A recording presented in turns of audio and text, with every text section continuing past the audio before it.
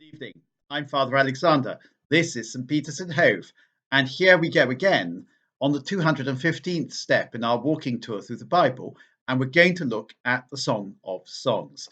Now, the Song of Songs is one of the shortest books in the Bible. You can just sit there and read it in 10 minutes. It's poetry and takes up very little room in the Bible. It's never read in church except on occasion for weddings. Now, the Song of Songs has generated endless comment. Proof: the the Jerome Biblical Commentary, the volume on the Song of Songs is about 750 pages, and it's the biggest and fattest book in the whole section on the Old Testament, as far as I can remember. People have really tied themselves in knots over the Song of Songs, simple, straightforward, and short as it is, because they've said that this series of erotic poems, this series of love poems, must be about something else. It's an allegory. As a matter of fact, we don't accept anymore, the church does not accept anymore the allegorical interpretation of Scripture. When somebody wrote this, we take them at their word. We accept the plain, straightforward sense of the words. So the Song of Songs starts off with, "Let me kiss him with the kisses of his mouth. For your lovemaking is sweeter than wine. Delicate is the fragrance of your perfume. Your name is an oil poured out. And that is why girls love you." Okay, so this is God talking, the soul talking to God, or it's Israel talking to God, or it's the church talking to God. No, this is a girl talking to a man with whom she is in a intimate physical relationship. Let him kiss me with the kisses of his mouth. Doesn't leave much room for doubt. Those kisses are not standing for something else. Those kisses are real kisses. Okay. Which is a problem for some people, because what's a book of erotic poetry doing in the Bible? Well, I'm going to try and explain to you what an erotic book of poetry is doing in the Bible. We're often told as Christians that one, we hate sex, and two, we hate women, which I think is a bit unfair, largely because all of us started off with an act of sex on behalf of our parents, and secondly, all of us were brought into this world by a woman, our mother. The fact that we hold as the highest honour of our race a woman, that's often held against us, saying, oh, we exalt the Virgin Mary as a way of denigrating all other women. Rubbish. The fact that the Virgin Mary is a virgin does not mean that we hate sex. Far from it. The people who make these charges against Catholics generally know very little about Catholicism, and certainly have never read, for example, the writings of St. John Paul II on the theology of the body, let alone the Song of Songs. So what is the Song of Songs doing in the Bible, this book of erotic poetry? I think it's there to help us correct any idea that we might hate women or we might hate sex. And it's there to point us in the right direction. Now, the editors of the Jerusalem Bible have divided the Song of Songs into 5 poems, which is reasonable. Of course, these are editorial divisions. They've been imposed later, but they seem reasonable enough divisions. Incidentally, older editors, previous editors, would talk about the bride and the bridegroom. There's absolutely no evidence. In fact, there's quite a bit of evidence against it that these two are married. They're not. The other thing that's really extraordinary about this is that the speaker is a woman. Now, we've had talk about women in the Old Testament so far. We've also probably had a very long passage that could well have been written by a woman, throne succession narrative, if you remember, stories about the end of King David's reign and how Solomon came to the throne. Could well have been written by a woman. Don't forget that wonderful detail. That was what princesses wore in those days. Only a woman perhaps might say, talk about female dress as something interesting. A man wouldn't have bothered. So this is a woman talking. And here we go in verse 5, chapter 1. Negra sed pulchra sum. That's the Latin, that's a Vulgate, which is a beautiful, beautiful expression. I am black but lovely, daughters of Jerusalem, like the tents of Kedar, like the pavilions of Salma. Take no notice of my dark colouring. It is the sun that has burnt me. My mother's sons turned their anger on me. They made me look after the vineyards. My own vineyard I've not looked after. Tell me then, sweetheart, where will you lead your flock to graze? Where will you rest it at noon, that I may no longer wander like a vagabond beside the flocks of your companions? Here is a woman who is justifying herself.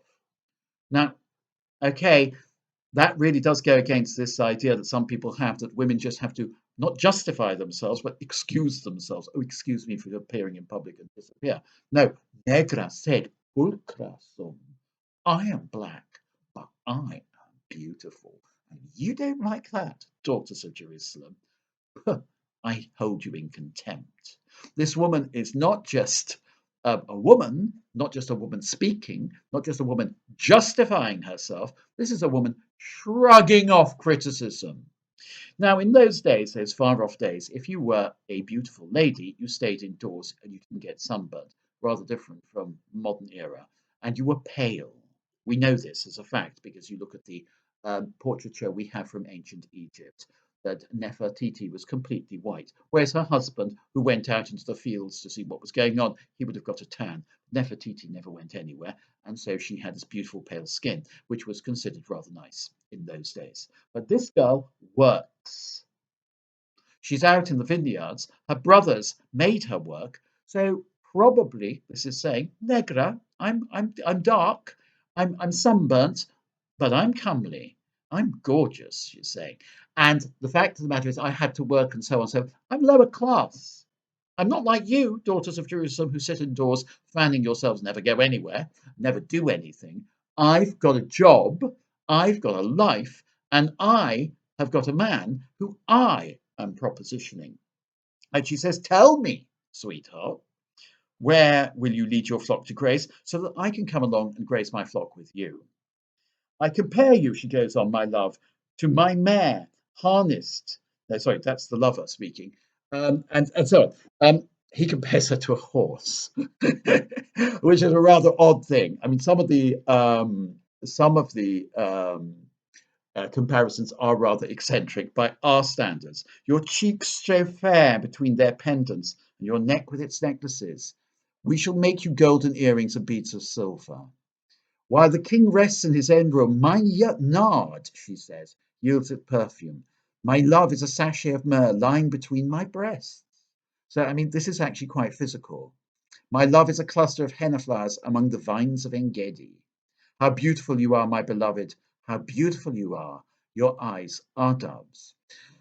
So we've got something very strange here going on. We've got a woman talking. We've got a woman talking about sex. We've got a woman who is in charge of herself.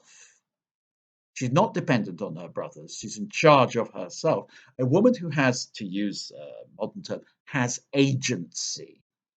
And a woman who's written it down. Now, this poem was obviously written by a woman. There's no doubt in my mind about that. The idea that it's a man who imagines what a woman might think, I don't think adds up at all. So we've got an authentic female voice with authentic female experience telling us how it is coming from, well, a millennium ago, 1,000. This is, no, 3 millenniums ago, 3 millennia ago. It's supposed to be at the time of King Solomon. It might be, but it might be a bit later than that. As a lily among the thistles, so is my beloved among girls, says the man. Oh, well, that's okay. I am the rose of Sharon, the lily of the valleys, she says of herself. None of this, oh, don't think about me, no, don't bother about me. I am the rose of Sharon. I, the lily of the valleys. In other words, she doesn't underestimate her beauty. She says, look, I really am this wonderful creature that you take me for. And he says, as a lily among thistles, so is my beloved among girls. She says about him, as an apple tree among the trees of the wood, so is my love among young men. In his delightful shade I sit, and his fruit is sweet to my taste. What on earth does that mean? He has taken me to his cellar, says the Jerusalem Bible. It could mean banqueting house. and his banner over me is love. Feed me with raisin cakes, restore me with apples, for I am sick with love. His left arm is under my head, his right arm embraces me. I charge you, daughters of Jerusalem, you people standing on the edges, making your commentary about all this. By all the gazelles and wild does, do not rouse, do not wake my beloved before she pleases. Stop interfering, shove off, don't wake her up, leave her in peace. And I love this bit. Restore me with apples, for I am sick with love. Now, it was in fact the Middle Ages that discovered courtly love and the idea of love sickness and so on. But human nature hasn't really changed very much over the many, many hundreds of years that separate us from this poem. Long before courtly love was invented, people were saying, I am sick with love. And, well, and that I think is sort of a phrase that justifies itself. It's not saying, I am sick with love and isn't it ghastly? I really need to pull myself together. Or, you are sick with love? Pull yourself together, for goodness sake, you sinner. Things like that. I am sick with love and it justifies itself.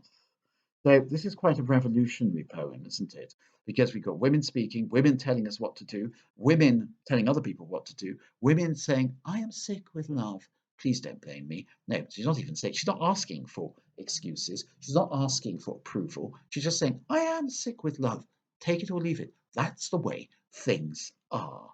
So one of the things that the Song of Songs is saying is that sex is something that we've all got to deal with. You can't just sort of dismiss it.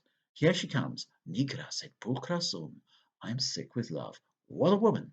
All the best. We'll talk about this again. Bye.